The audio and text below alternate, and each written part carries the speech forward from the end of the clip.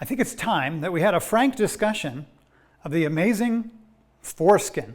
Now, the foreskin is a much misunderstood structure in our human anatomy.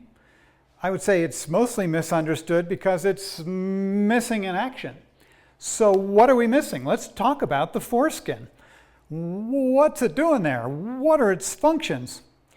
I don't know that my drawing is perfect. It's kind of a cross section. The foreskin is actually a double layered skin that comes over the penis, is the shaft skin of the penis, but then drapes over the glands, extends beyond it, and it has little muscle tissue called the peripenic muscle, the around the penis muscle, which fibers contract to kind of close the aperture once it's gotten past the glands. So we have kind of a tapered look to the penis when it's intact, or as nature intended. So the foreskin, what's amazing about it? Well, number one, it's interestingly accommodating. It's an accommodating tissue. Now, what do I mean by that?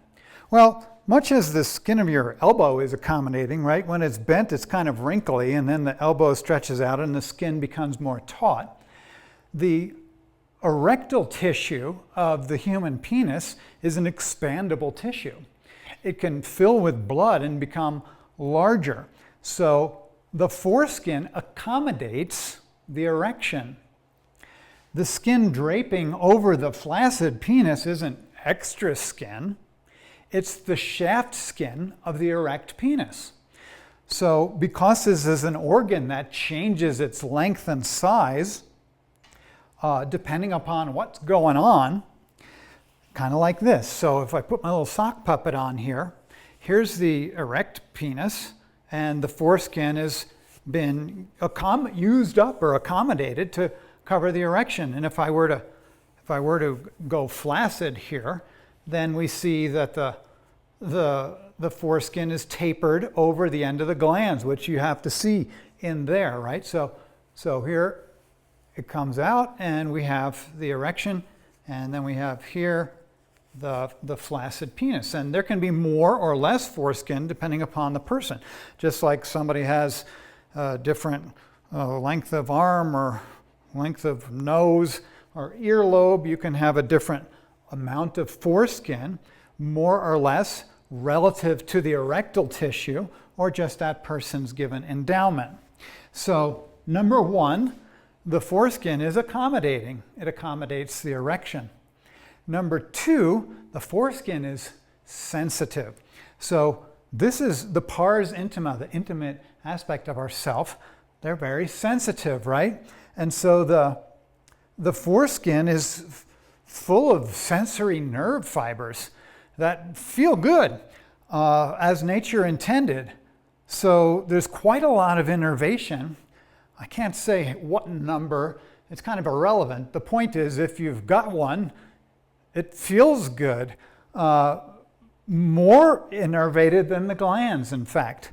So the foreskin is the most erogenous tissue of the whole organ of the penis.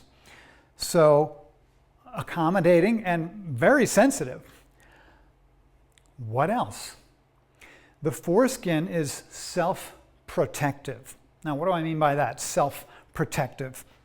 Well, look, the glans penis has an opening in it, right? We call it the urethral meatus, or the opening for the urethra. So urine passes through here, and the ejaculate passes through here, through this pathway. So everywhere in our body, when we have an opening, there's some form of protection, like my lips protect my mouth.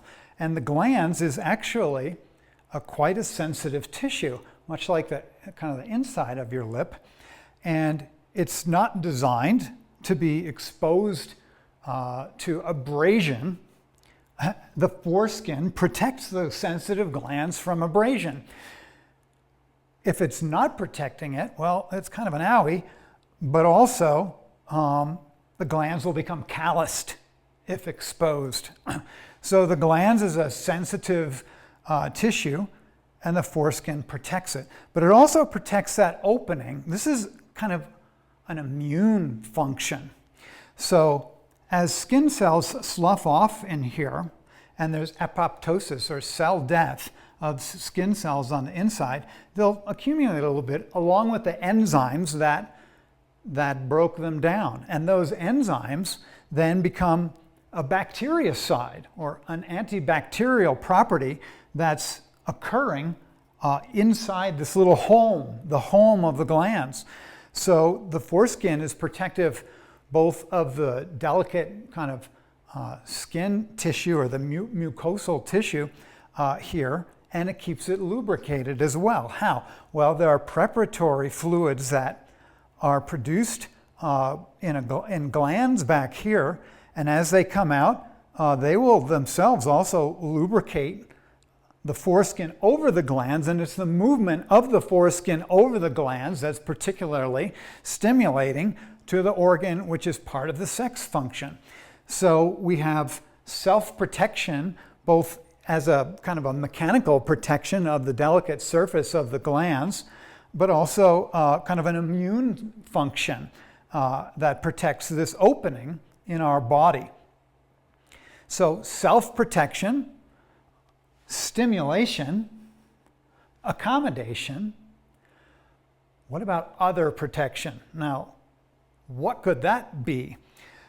Well, the foreskin protects the partner from friction, direct friction or abrasion of the shaft of the penis and glands of the partner's internal epithelial tissue, right? So whoever your partner is, if you're putting the shaft of the penis inside your partner, the foreskin, which has play, right? There's play in the foreskin even when it's erect, becomes a friction barrier for the partner, so that the stimulation of the penis comes from its own movement within its own skin, while the partner enjoys the pressure of the organ present there.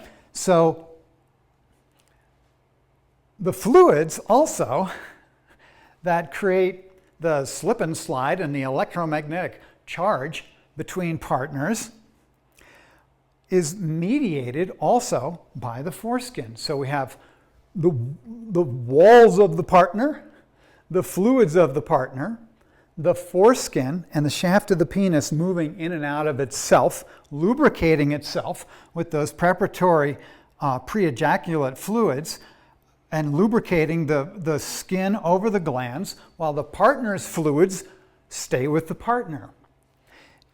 If we remove the foreskin, then we have direct friction of the shaft of the penis against the partner, and we have the penis robbing, so to speak, the lubricatory fluids of the partner to lubricate itself. So we have partner protection with the foreskin.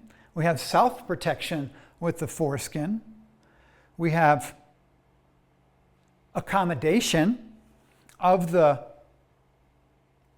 erectile tissue, and we have sensitivity. So there's a whole lot going on with the foreskin.